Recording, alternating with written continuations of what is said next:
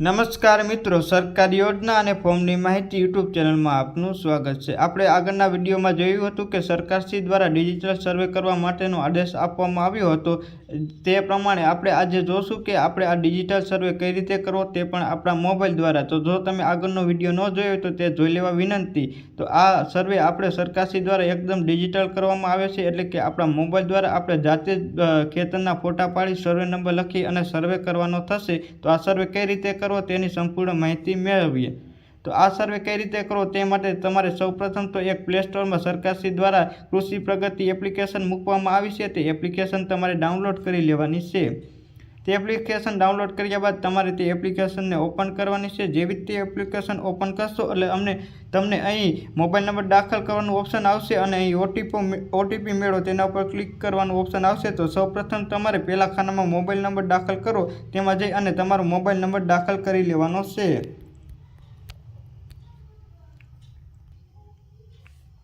Mobile number દાખલ કર્યા બાદ તમારે ઓટીપી મેળવો ઉપર ક્લિક કરી અને તમારા મોબાઈલમાં ઓટીપી મેળવી અને લોગિન કરી લેવાનું છે। જેવું તમારા મોબાઈલમાં તમે ઓટીપી મેળવશો એટલે સૌપ્રથમ તો તમારે આ વિગત નાખવાની છે। સૌપ્રથમ તો તમારું રાજ્ય નાખવાનું છે, તમારો જિલ્લો પસંદ કરવાનો છે, તમારો તાલુકો અને તમારું ગામ આટલું પસંદ કર્યા બાદ તમારે સબમિટ ઉપર ક્લિક કરી દેવાનું છે।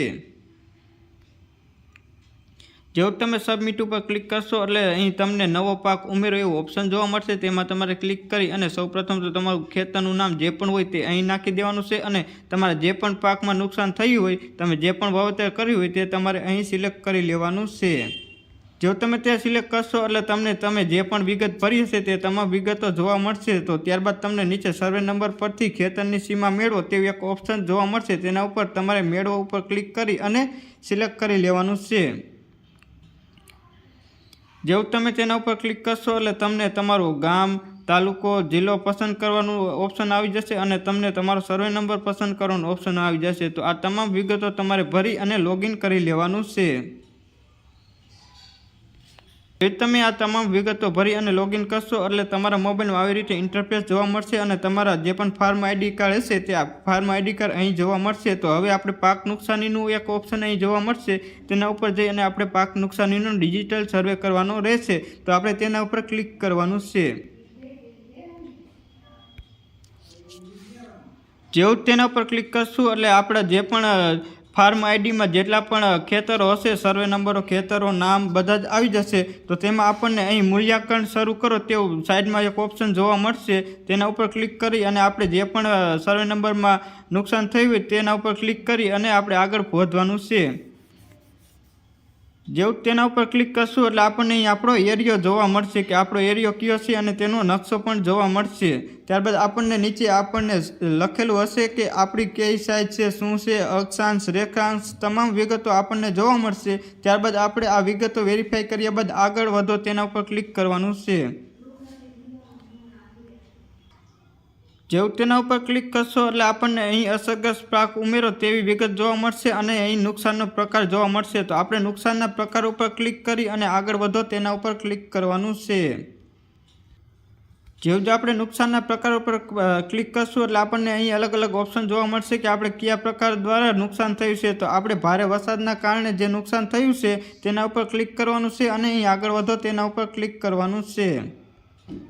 જેવું તેના ઉપર ક્લિક કરશું એટલે આપણને અહીં અસરગ્રસ્ત પાકનું નામ ઉમેરવાનું આવશે, એટલે કે આપણે કયો પાક છે તે ઉમેરવાનું છે। ત્યારબાદ કુલ વિસ્તાર આપણને અહીં જોવા મળશે અને વાવણીનો વિસ્તાર એટલે આપણે કેટલા હેક્ટરમાં વાવણી કરી છે, અસરગ્રસ્ત કેટલા હેક્ટરમાં થયું છે એટલે કે કેટલા હેક્ટરમાં નુકસાન થયું છે તે તમામ વિગતો અહીં ભરવાની આવશે અને આપણને અહીં એક ફોટો પાડવાનો ઓપ્શન આવી જશે, ત્યાં આપણે ફોટો પાડી લેવાનો છે અને અહીં રિમાર્કનું ઓપ્શન છે, ત્યાં આપણે ગમે તે રિમાર્ક નાખી અને આગળ વધો તેના ઉપર ક્લિક કરવાનું છે। જેવું જ આગળ વધો ઉપર ક્લિક કરશું એટલે આપણને અહીં એક પરમિશન આપવામાં આવશે કે મીડિયા ફાઇલ અને તેના માટે આપણે ચકાસણી માટે પરમિશન આપો, તે ખાનામાં ક્લિક કરી અને આપણને અહીં સાચો ઉપરનું જે ઓપ્શન દર્શાવે છે તેના ઉપર આપણે સાચવી લેવાનું છે।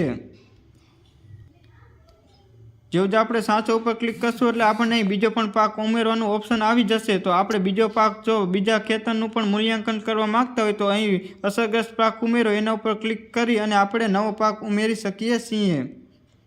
ત્યારબાદ જો આપણે આ નવો પાક ન ઉમેરવા માંગતા હોય તો અહીં આગળ વધો તેના ઉપર ક્લિક કરવાનું છે. જેવું જ આપણે આગળ વધો તેના ઉપર ક્લિક કરશું એટલે આપણું ફોર્મ સબમિટ થઈ જશે અને આપણને મેસેજ મળી જશે. જ્યારે પણ સરકાર આદેશ કરશે ત્યારે આપણને પાક નુકસાનીની સહાય મળશે. તો તમે તમારા મોબાઈલ દ્વારા આવી જ ડિજિટલ રીતે પાક નુકસાનીનું મૂલ્યાંકન કરી શકો છો. તો હું આશા રાખું છું કે તમને મારો વિડીયો ગમ્યો હશે, અને જો તમને મારો વિડીયો ગમ્યો હોય તો મારી યુટ્યુબ ચેનલને સબસ્ક્રાઈબ કરી લો, જેથી આવી જ અવનવી અપડેટ તમને મળતી રહે. આભાર.